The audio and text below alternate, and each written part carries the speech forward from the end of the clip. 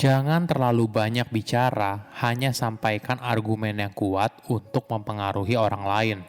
Halo semuanya, nama saya Michael. Selamat datang di channel saya, Sikutu Buku. Kali ini saya akan membahas bagaimana cara membuat sebuah argumen yang kuat.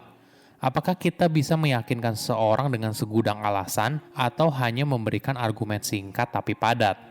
Kebanyakan orang suka salah kaprah, menganggap semakin banyak argumen yang kita sampaikan, maka artinya semakin baik. Padahal, untuk meyakinkan seseorang, kamu tidak butuh segudang alasan. Kamu hanya butuh alasan singkat yang kuat dan padat. Ini merupakan rangkuman dari video TED Talk Niro Sivanathan yang berjudul The Counterintuitive Way to Be More Persuasive dan diolah dari berbagai sumber. Sebelum kita mulai, buat kalian yang mau support channel ini agar terus berkarya, caranya gampang banget.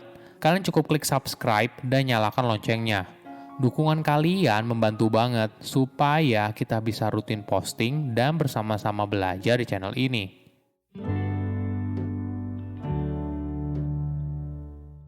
Coba bayangkan kamu sedang pergi belanja dining set.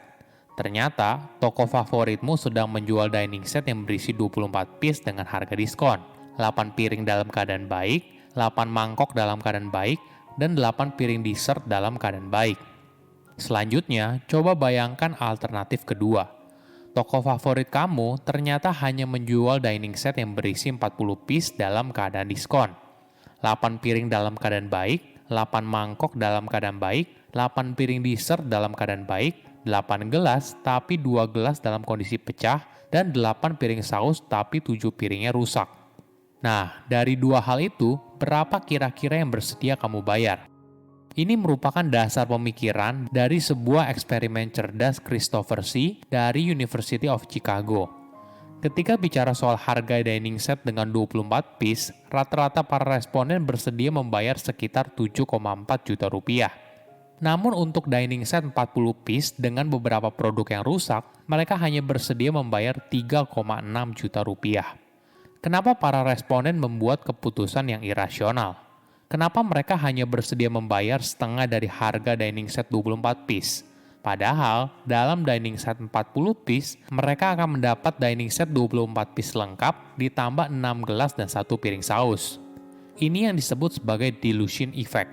Barang yang rusak membuat kamu jadi bias terhadap nilai sesungguhnya dari barang tersebut. Jika kamu bisa memahami delusion effect, maka hal ini bisa membantu kamu dalam hidup dan juga karir.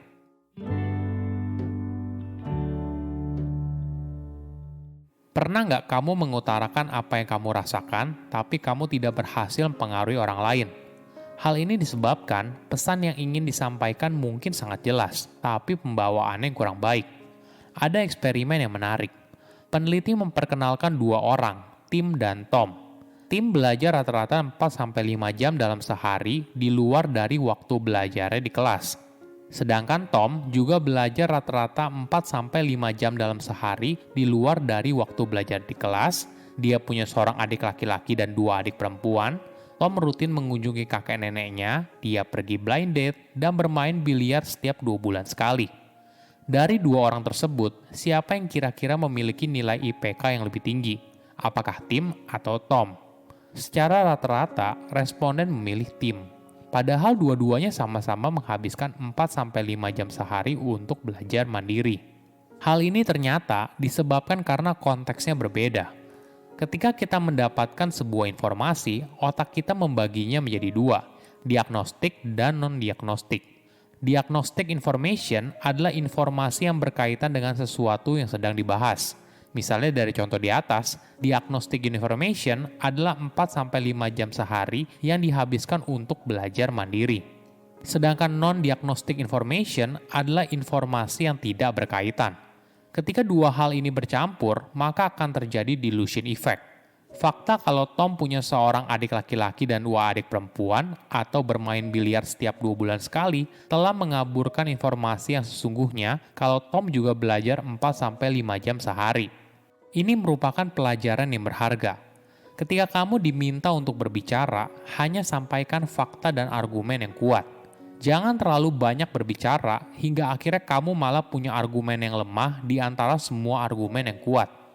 Jika ini terjadi, maka argumen kamu malah jadi lemah. Ini merupakan pandangan yang berbeda dari kebanyakan orang.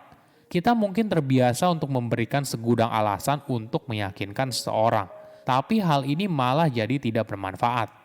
Ingat, kamu tidak bisa menambah kekuatan argumenmu dari seberapa banyak kalimat yang kamu ucapkan. Kualitas lebih baik daripada kuantitas. Jadi, ketika kamu diminta untuk berbicara, hanya sampaikan fakta dan argumen yang kuat.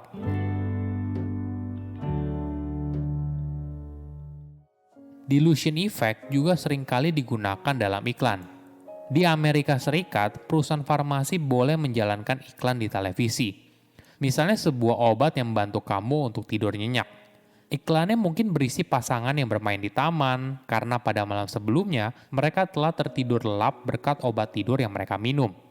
Sejak tahun 1999, US Food and Drug Administration mewajibkan perusahaan farmasi harus memberikan informasi yang berimbang antara manfaat dan resiko dari obat tersebut. Jadi di bagian akhir iklan, ada bagian yang isinya untuk memberitahu konsumen apa efek samping dari obat yang mereka jual. Mungkin kamu dengar ada suara di bagian akhir yang bilang, efek samping termasuk serangan jantung, stroke, bla bla bla, dan berakhir dengan kalimat seperti kaki gatal. Nah, efek samping ringan ini memberikan delusion effect terhadap efek samping yang berat, seperti serangan jantung atau stroke. Coba bayangkan iklan tersebut hanya bilang gini, efek samping termasuk serangan jantung dan stroke. Pasti kamu tidak akan berani menggunakan obat tersebut. Ketika seseorang diberikan dua fakta, yaitu efek samping ringan dan berat dari sebuah obat, maka persepsi orang tersebut soal seberapa keras obat tersebut semakin rendah. Iklan tersebut lalu mendorong Niro untuk membuat riset dalam 2 tahun. Pada riset tersebut, Niro menunjukkan iklan produk farmasi yang ada di sebuah majalah. Untuk setengah responden, peneliti menunjukkan iklan itu seutuhnya, yang berisi efek samping yang berat dan ringan. Sedangkan untuk setengah responden sisanya, peneliti menghilangkan efek samping ringannya. Menariknya, responden yang melihat iklan dengan utuh, yaitu efek samping ringan dan berat, bersedia membayar lebih mahal daripada responden yang hanya melihat efek samping yang berat. Kamu tidak butuh segudang alasan untuk meyakinkan seseorang. Cukup beberapa alasan singkat, padat, dan jelas. Silahkan komen di kolom komentar pelajaran apa yang kalian dapat ketika tahu informasi ini. Selain itu, komen juga mau tahu informasi apa lagi yang saya review di video berikutnya. Saya undur diri, jangan lupa subscribe channel YouTube Sikutu Buku. Bye-bye.